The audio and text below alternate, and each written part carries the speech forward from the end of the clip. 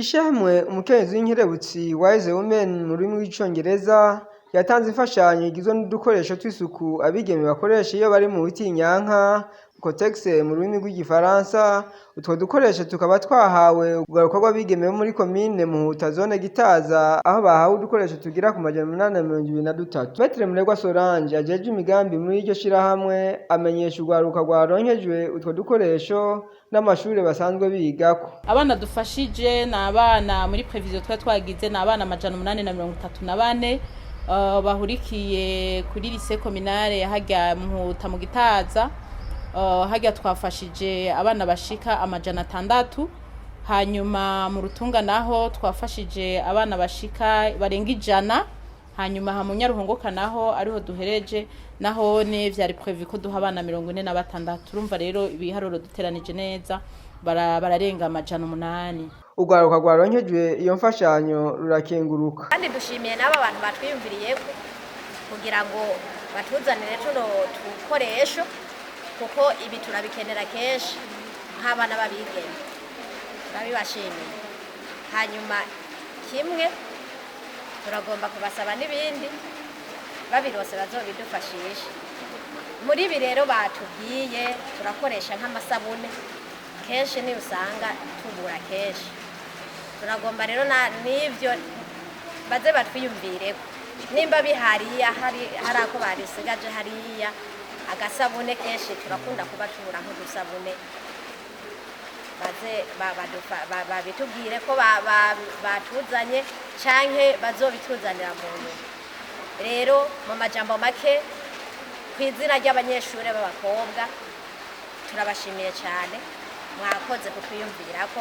Mu mpanuro chef de zone wa Gitaza Nishimwe Damienne yahaye urwo rwaruka yagarutse ku bikorwa bagiye kubatunganiriza mu gihe cy'uburuhuko mu ntumbero yo kubakingira abo bajana mu nzira mbi. Mu buruhuko ingene twabiteguye twaratanguye kuvugana n'abakuru b'imitumba, hariho barategura mu bikorwa by'iterambere gutegura amapipiniere, gufyatura amatafari y'amashure.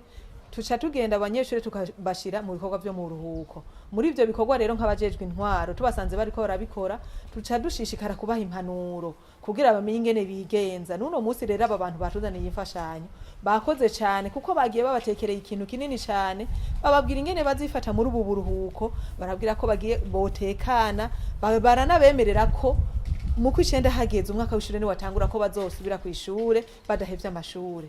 Rero iki bahadufashije cyane, umwanya tutari bwabashira muri ivyo bikorwa byo mu ruhuko baciye bava ku ishure batekereye izo mpanuro. Ibi rero twabishimye cyane, dushimira cyane iryo shira hamwe rya mukenyezi kerebuka, tunabasaba ko n'ikindi gihe boza amashuri atanguye bakaza bagashishikariza impanuro kuko hari n'abatangura amashuri bakaca baheba. Maitre Murerwa Solange yagarutse ku buryo ivyo bikoresho byatwaye agashimira bitanze kugira ngo ico gikorwa gishobore kuranguka. Uburyo vyatwaye n'amafaranga atari make, uravyishira hamwe ryacu riracari rito ariko twaradodoye hirya no hino. Twarashoboye kwitura ayandi ma association canke ama fondation. Aha nashobora kuvuga fondation Iragi isanzwe ikorera mu ntara ya Gihanga. Iyo fondation yaratubaye hafi cyane, ni nabo basanzwe bakora ayo makotex ko twe ntituyakora na makomande twagiye tugira. Fondation Iragi rero isanzwe irongoye n'umufasoni yitwa Nziyumvira Daniela, n'umufasoni yatubaye hafi aratwereka akamaro kayo makotex, aratwereka amashuri bamaze kubitangako kuko bafise atelier nini bakora ibintu vyinshi, bashize hamwe abakenyezi benshi kugira ngo bashobore kubigisha imyuga itandukanye. Ayo makotex rero muri iyo fondation niho bayashona, barayashoneraho hamuronde kuja kugira commande canke ari ikintu keneye ucugendayo rero ugagira commande y'ivyo ukeneye, bo baca kugira livrezo baca bikuzanira huri. Natwe nuko vyagenze. Murumva rero ko twafashije abana barenga 800, burya kajyaga gasakoshi kamwe kaba karimwo amakotex 3. Amakotex 3 rero kajyaga kiti kamwe kagurwa 10,000. Ni 10,000 niyo prix bagatanga ko muri iyo fondation. Urumva rero abana wisa ni mu 8,000,000. Ni 8,000,000.